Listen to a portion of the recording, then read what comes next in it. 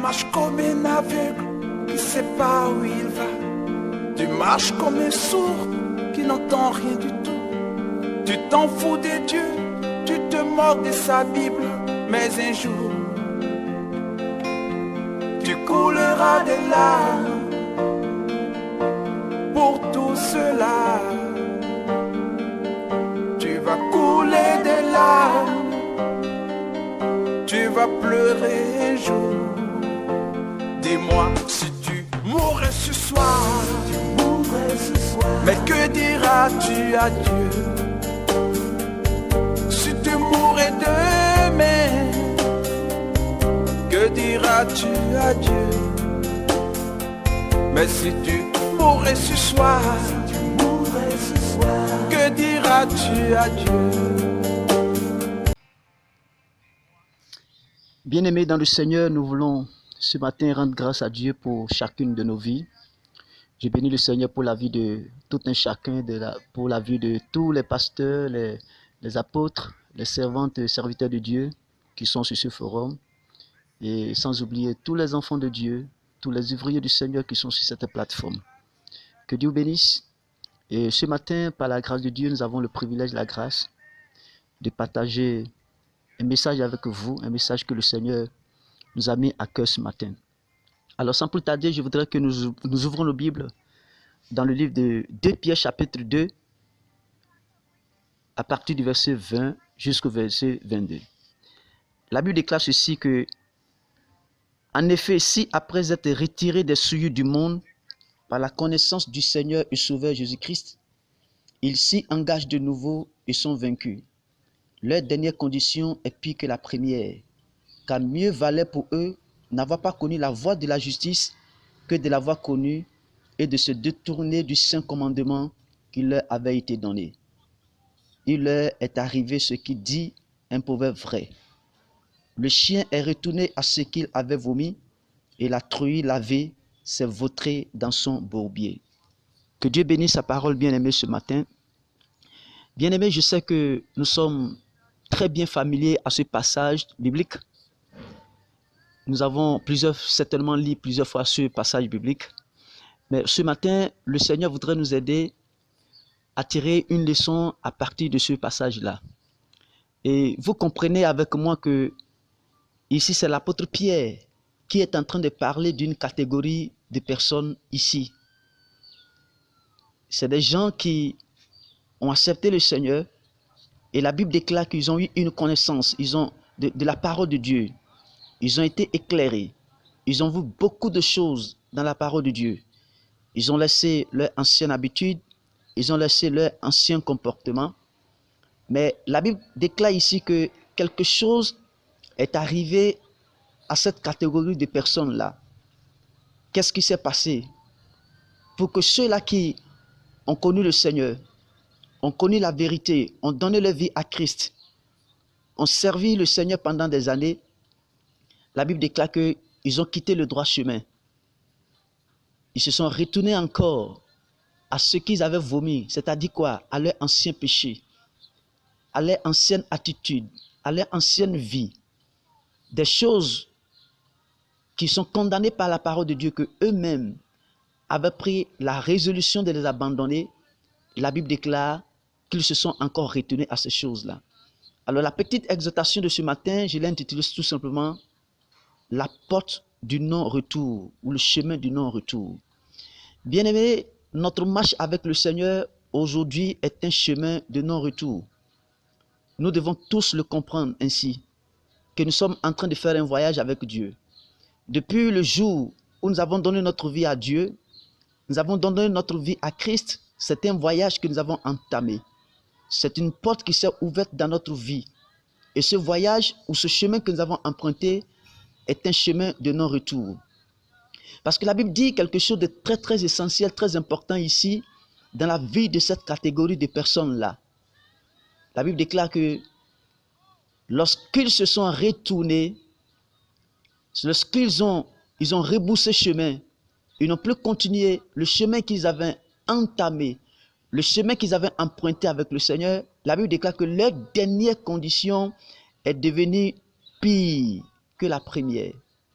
leur dernière condition est devenue pire que la première. La première condition dans laquelle ils étaient avant de connaître Christ, avant de connaître le Seigneur, lorsqu'ils se sont encore retournés dans le monde, dans leur ancienne vie, dans leur ancien comportement, dans le mensonge, dans l'adultère, dans la fornication, dans la médisance et beaucoup d'autres choses que vous connaissez bien, la Bible déclare que leur condition d'à présent est devenue pire que la première.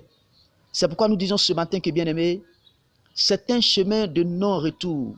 Si nous devons nous retourner pour que notre vie devienne pire que la première, l'ancienne, si nous devons retourner pour que notre vie devienne plus malheureuse que l'ancienne, si nous devons nous retourner pour que les choses plus graves arrivent à notre vie, ça voudra dire que le chemin que nous avons emprunté, c'est un chemin de non-retour. Il est très essentiel.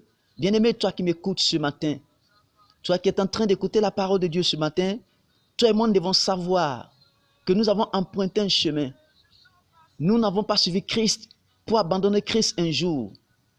Nous n'avons pas décidé d'accepter le Seigneur et le régner un jour, mais nous l'avons accepté jusqu'au jour de notre mort.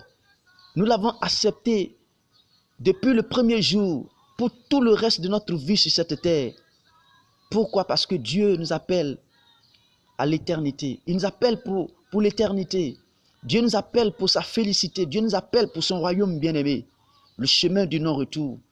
Quel que soit ce qui va se produire dans notre vie, quelles que soient les calamités, quelles que soient les circonstances, quelles que soient les difficultés que nous allons rencontrer dans notre vie quotidienne, quel que soit ce qui va se passer dans notre mariage, dans notre foyer, dans le service, je peux perdre mon travail, je peux perdre mon mari, je peux perdre ma femme, je peux perdre mes enfants, je peux perdre le boulot.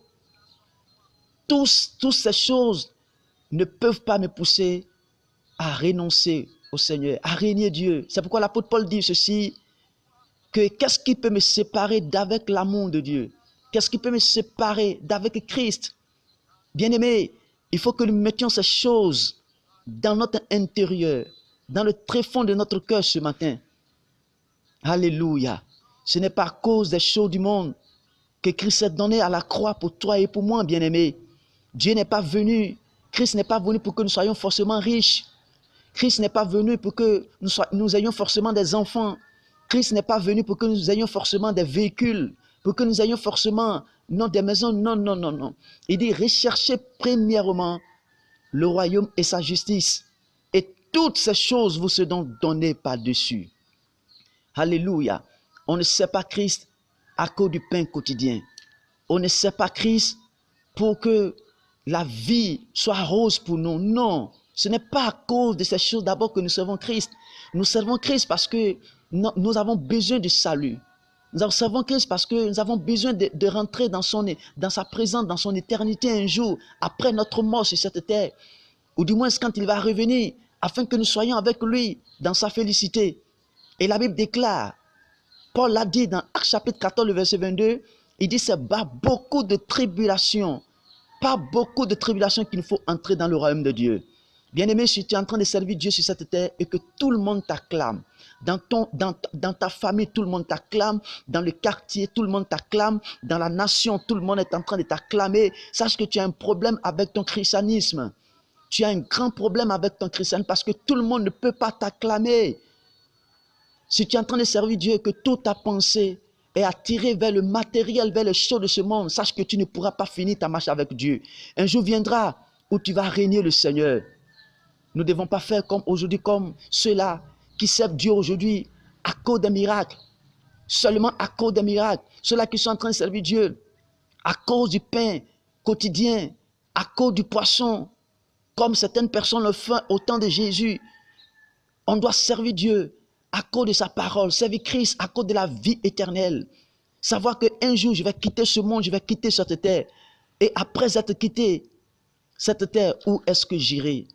Que Dieu nous bénisse beaucoup ce matin, que sa grâce abonde sur nous. Le chemin du non-retour.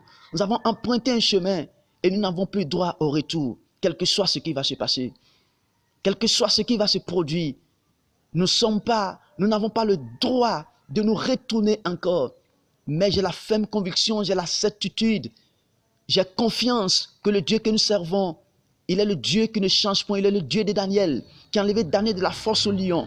Il est le Dieu qui a enlevé Joseph de la prison. Ce Dieu-là, quel que soit ce que nous sommes en train de traverser, ce Dieu va nous sortir de cette situation-là. Bien-aimé, ne te décourage pas ce matin. Ne t'affaiblis pas ce matin. Que rien ne te sépare d'avec Dieu. Rien ne te sépare d'avec Christ. Mais sois focalisé. Sois focalisé. Continue la marche avec le Seigneur. Et le Saint-Esprit nous soutiendra. Que Dieu vous bénisse. Et que cette journée soit une journée de grâce et de bénédiction. Merci, shalom. À la prochaine fois. Amen.